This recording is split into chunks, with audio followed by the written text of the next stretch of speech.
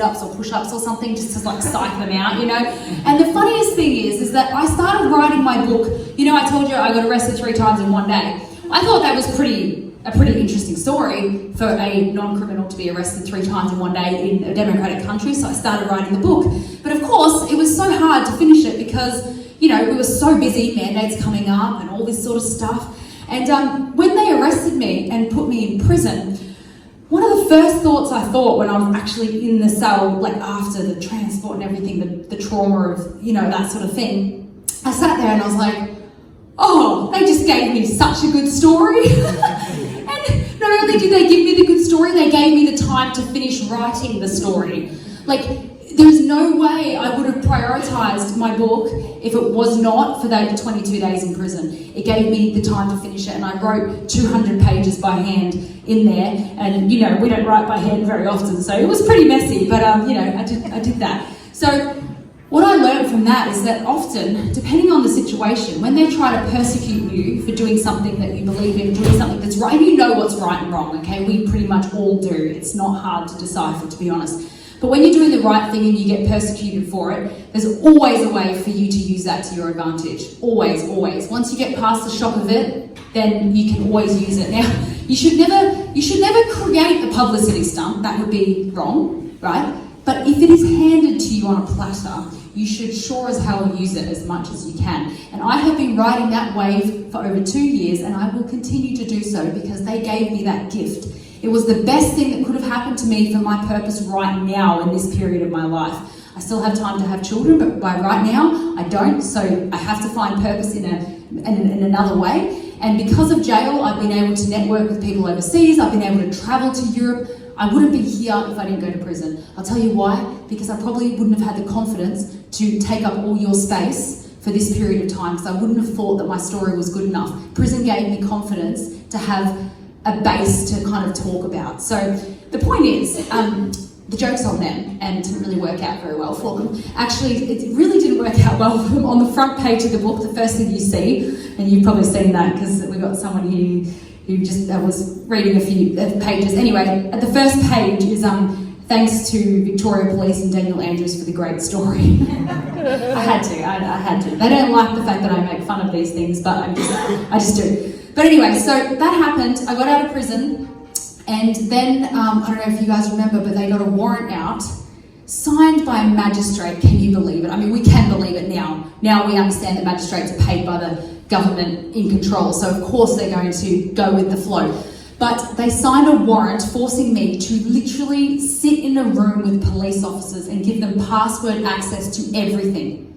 Google Maps, Google Drive, Google Docs, all my admin accounts from Reignite Democracy Australia, all my staff emails, you know, WhatsApp, Signal, everything, because they had my phone still from when they arrested me.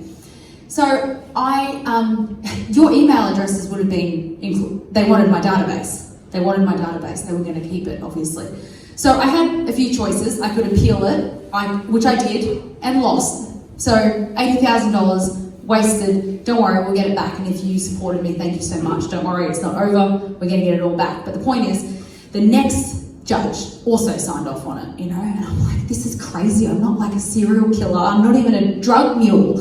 Like, I'm literally like selling freedom. Like, gosh. Anyway, so I had 3 choices. I could plead guilty to the original incitement charges, and then the warrant would go away. I could give them the data. Obviously not. Or I could just not give them the data and see what happens. Again, I was in the lifestyle situation. I was actually in Queensland. My parents have moved to Brisbane now, so we are also Queenslanders. And I was here when I said, no, I'm just going to give it a shot. I'm going to say no and see what happens. 2 days later, they dropped the charges. So again, remember, I had the situation. But what that taught me is that so much of these threats that they give us in general are empty. Now, this is a specific example, and of course you have to discern this in your own lives. But since all this stuff has gone down, I think we all think outside the box now, don't we? And, you know, I used to stop at a red light at 3 o'clock in the morning when there was no cars around because we were just taught to do that. But I think now we'd probably go through it, you know, if we knew there wasn't a camera there. And even if there was a camera there, we just wouldn't pay the fine anyway. So the point is we know that they use threats to control us, but actually it doesn't, you can push. And in Australia, I've been to Eastern Europe, and if you don't pay your fine on the spot, they will take your car and leave you on the highway. In Australia, we actually do have more democratic rights than a lot of other countries, and it took me to go there to appreciate what we have. But we can push things to the boundaries. If you want to not pay your rates, you can for a certain amount of time without getting kicked out of your house. And then at the last minute, if you need to pay them, you pay them, right? But you have time to push things to the boundaries. So that was really good. But so that thing happened. So that's me, right? Now I want to talk about what I learned, which can be applied now. And probably, so, Victoria had the worst lockdowns in the world, okay? It's not something that we wanted, but it's what happened. Now, RDA was the loudest voice at the beginning. There are a lot of groups now, and it's incredible.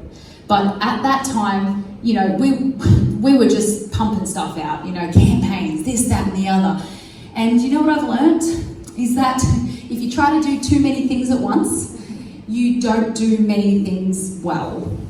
And I had to learn that the hard way, and I'm sure that you've all learned that in your own ways. But I think that we can apply that in today's life now too. We are in a different climate completely when it comes to freedom fighting than we were 3 years ago, for example.